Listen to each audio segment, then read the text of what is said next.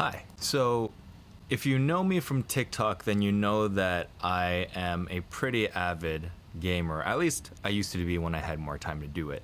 I just wanted to make this little intro video to kind of like ease you into what is going to be some pretty geeky stuff. Don't worry, this is still a food channel. This video is still all about food and you're still gonna get a recipe from it, but I just wanted to let you know a little bit from where I was coming from for this particular piece of content. So before I was ever on social media in any kind of meaningful way, I was making these curries that were inspired by characters and themes in the video game Pokemon Sword and Shield. And I kind of fell out of that because I was focusing on other things like TikTok and whatnot. But now I've got some time to go back, take a look at those recipes and revisit, and then maybe even continue and build on from there. So yeah, this is pretty much just a complete revisit of a series that I was doing probably like a few years ago.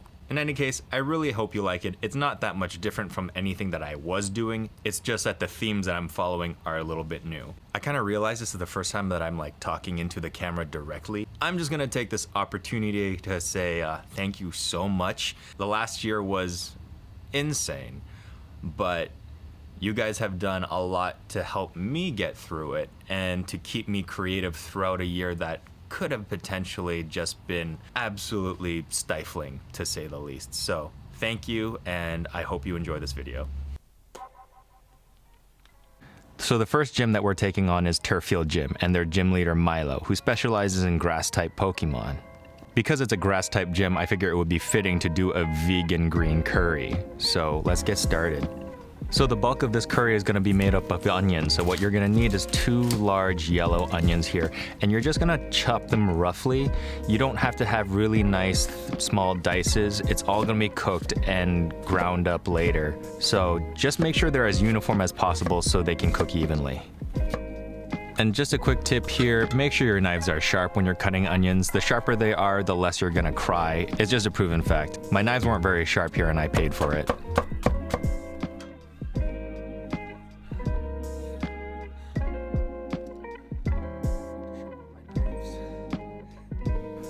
So next thing we're gonna use is Nira Green or Chinese garlic chives. Normally you would use garlic and ginger as some of your base flavorings in the curry, but these greens looked really great and they taste very similar to garlic.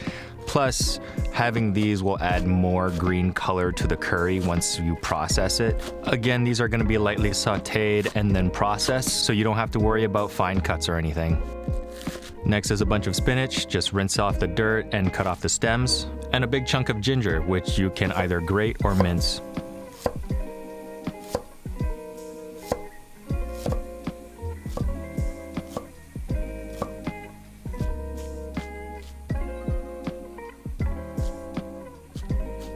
So I love Japanese curry, and they put carrots in their curry a lot. And since this is a vegetable curry, it's not gonna be that spicy, more sweet from all the vegetable flavor. What I don't like is when they're cooked to be mushy. So I add those at the very end to just cook last so that they're not so soft. We're also gonna roast some baby broccoli here, or broccolini here. The reason why I'm putting it in there is because they look like little trees, and since we're doing the leaf gym or the grass type gym, I figure it would be appropriate. So one thing you're not gonna see in these videos is me using a premixed curry powder. I make my own masalas and start from scratch. Curry is actually Tamil for sauce, so it doesn't really have any meaning outside of the anglicized terms for it. And the English usage for curry is actually like a British construct.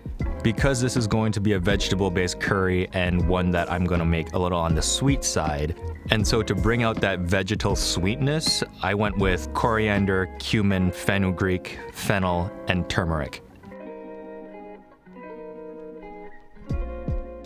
Now, it's not conventional to make curry in a wok as far as I know, but whatever, I'm Chinese, don't at me.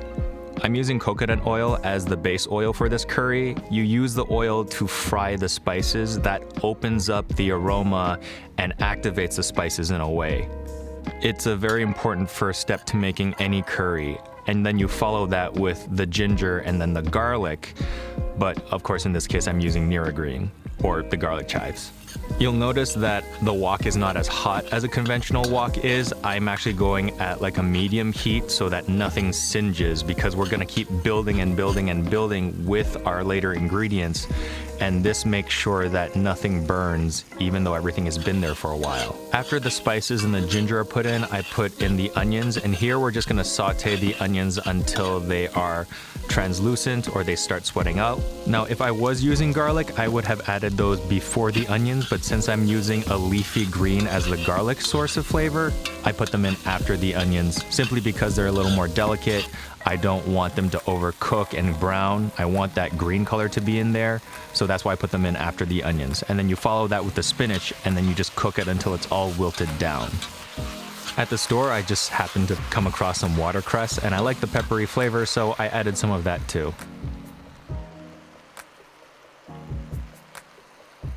At this point, I added salt. You could use soy sauce if you want. So here I'm adding a can of coconut cream. If you want to punch up the flavor a little bit, go ahead and add any kind of chicken stock or vegetable stock or bouillon. I wanted to keep the flavors fresh to just focus on the vegetables, but feel free to do whatever you like. It's a curry based off of a video game. It's not that serious.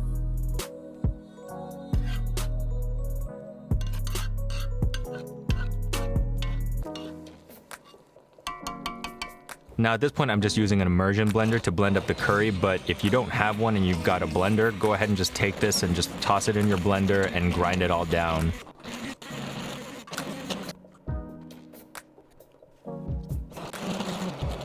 Because I like my food spicy, I'm adding in some homemade chili powder that my roommate's mom gave me. So thank you, Manuela.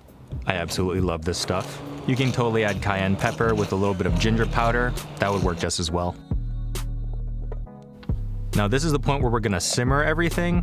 The carrots can go in, depending on how you like it. If you like your carrots softer, leave it in for longer. If you don't, 20 minutes max. So while the curry is, oh, that's a really dramatic shot. So while the curry is cooking, we're gonna roast our broccolini. You might have one or two that are really thick at the stem. Cut those in half so that they all can cook evenly. And we're just gonna keep this really simple. Just some olive oil, some salt, and some white pepper.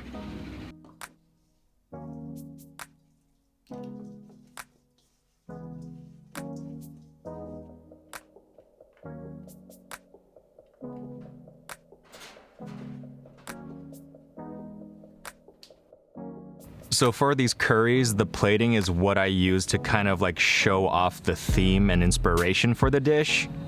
The Dynamax Pokemon for Gym Leader Milo was an Eldergloss, and to me that looked kind of like a ball of rice, so I used a ball of rice and some cilantro to represent that. I also had some Chinese chopped chilies. You can go back to a previous video to see how I made that. It's a condiment that's made of pickled chilies, and the color kind of reminded me of his other Pokemon, which is a Glossifer. So you can see I limited myself based on the theme that I wanted to craft this dish around, but by all means, do whatever you'd like to it. Add some grilled tofu or chicken or lamb, whatever to it. This is actually a really great vegan curry. And the best part about curries is, like, even though it's vegan, it's super satisfying. And it does a great job in keeping you full for a while. Super versatile base curry. If you make it at home, I encourage you to add your own personal touches and have so much fun with it. Let me know in the comments if you want to see more stuff like this. I had so much fun making it, and I never get tired of eating curry.